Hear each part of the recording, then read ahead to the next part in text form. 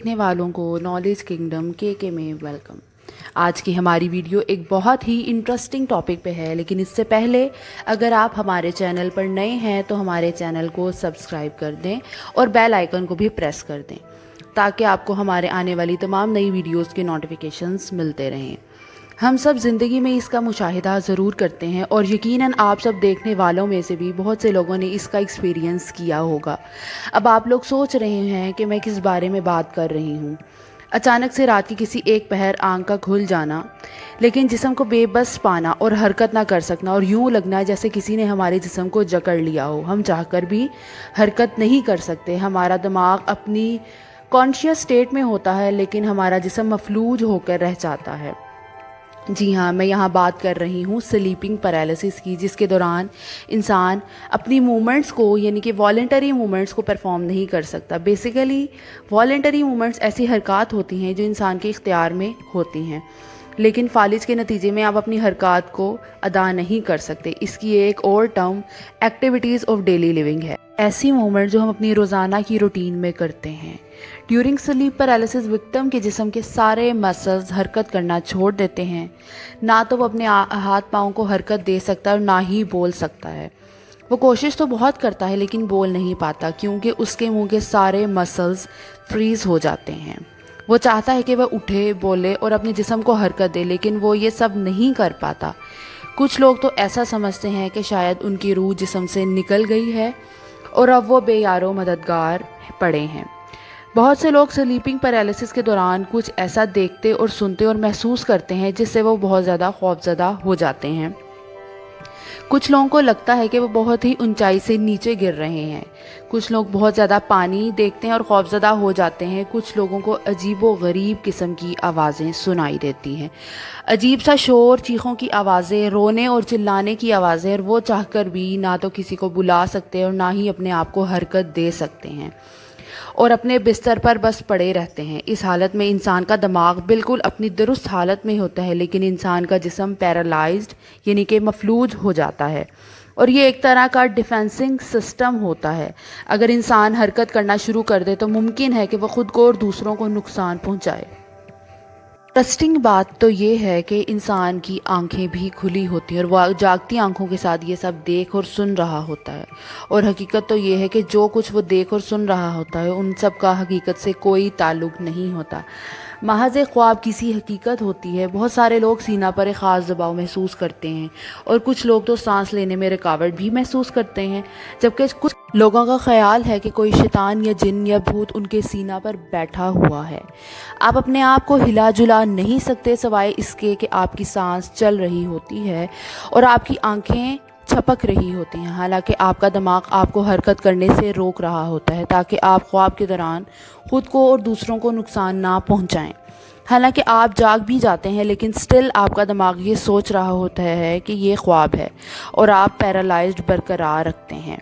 یہ دنیا کی 40% آبادی سلیپ پیرالسس کا شکار ہے۔ ایک ریسرچ کے مطابق جو کہ 2011 میں کنڈکٹ کی گئی، اس کے مطابق 8% پاپولیشن ریگولر بیسس پر سلیپ پیرالسس کا شکار ہے۔ مختلف ممالک میں سلیپ پیرالسس کو مختلف طریقوں سے بیان کیا گیا۔ تھائی لینڈ میں اسے فی ایم کہا گیا، جس کا مطلب ہے کہ مانسٹرز وکٹم انسانوں کا وزٹ کرتے ہیں اور جب وہ گہری نیند میں ہوتے ہیں ان کے سینہ پر بیٹھ جاتے ہیں، جس کی وجہ سے وکٹم حرکت کرنے سے قاصر ہوتا ہے اور اس کا دم گھٹنے لگتا ہے۔ مصری لوگوں کا عقیدہ ہے کہ سلیپنگ پیرالسس جنوں اور بھوتوں کی وجہ سے ہوتا ہے، اور ان کا ماننا ہے کہ یہ جن اور بھوت جس انسان کی ڈیزائر کرتے ہیں ان پر سلیپ پیرالسس کا اٹیک کرتے ہیں۔ برازیلین میں سلیپ پیرالسس کو پیزاڈیرا کہا جاتا ہے۔ ان کا یہ عقیدہ ہے کہ اسپرٹس ان کے سینہ کے اوپر بیٹھ جاتے ہیں اور ان کے گردن یعنی کہ گلا کو دبانے کی کوشش کرتے ہیں۔ پاکستان میں بہت سارے لوگ سینہ پر دباؤ کا پڑنا کہتے ہیں۔ بہت سارے لوگوں کا کہنا ہے کہ سلیپ پیرالسس بالکل سیدھا لیٹنے سے ہوتا ہے۔ اب ہم دیکھتے ہیں کہ سلیپ پیرالسس کیا ایک خاص ٹائم میں ہوتا ہے یا یہ رات کی کسی بھی پہر ہو سکتا ہے۔ According to scientific studies, sleep paralysis ایک خاص ٹائم میں ہوتا ہے۔ ایک تو تب جب آپ REM کی فیز میں ہوتے ہیں۔ REM سے مراد ریپیٹیٹیو آئی موومنٹ ہے۔ ریپیٹیٹو آئی موومنٹ کی فیز کے دوران انسان گہری نیند اور خوابوں کی دنیا میں ہوتا ہے۔ اس دوران انسان کی آنکھیں مسلسل حرکت کر رہی ہوتی ہیں۔ آپ میں سے اکثر لوگوں نے مشاہدہ کیا ہوگا یا دیکھا ہوگا کہ ہمیں اکثر لگتا ہے کہ جو سامنے والا ہوا ہے اور مسلسل اپنی آنکھوں کو حرکات دے رہا ہے، شاید یہ بہت ہی کچی نیند میں اور سب کچھ سن رہا ہے، لیکن یہ نظریہ بالکل غلط ہے۔ انسان ریپڈ آئی موومنٹ فیز میں گہری نیند میں ہوتا ہے، اور یہی وہ فیز ہے جب انسان سلیپ پیرالائسس کا شکار ہوتا ہے، اور اس فیز کے فوراً بعد انسان نیند سے بھی بیدار ہو جاتا ہے۔ لیکن سلیپ پیرالائسس کی کنڈیشن میں یہ ہوتا ہے کہ جب انسان فوراً نیند کی حالت میں داخل ہوتا ہے تو تب بھی سلیپ پیرالائسس کے اٹیکس کے چانسز ہوتے ہیں۔ اب ہم بات کریں گے کہ ایسے کون سے فیکٹرز ہیں جو سلیپ پیرالائسس کاز کرتے ہیں۔ بہت زیادہ کافی اور الکوہل کا استعمال سلیپ پیرالائسس کی وجہ بنتا ہے۔ انسومنیا یعنی کہ نیند کا نہ آنا، لیک آف پراپر سلیپ بھی سلیپ پیرالائسس کاز کر سکتا ہے۔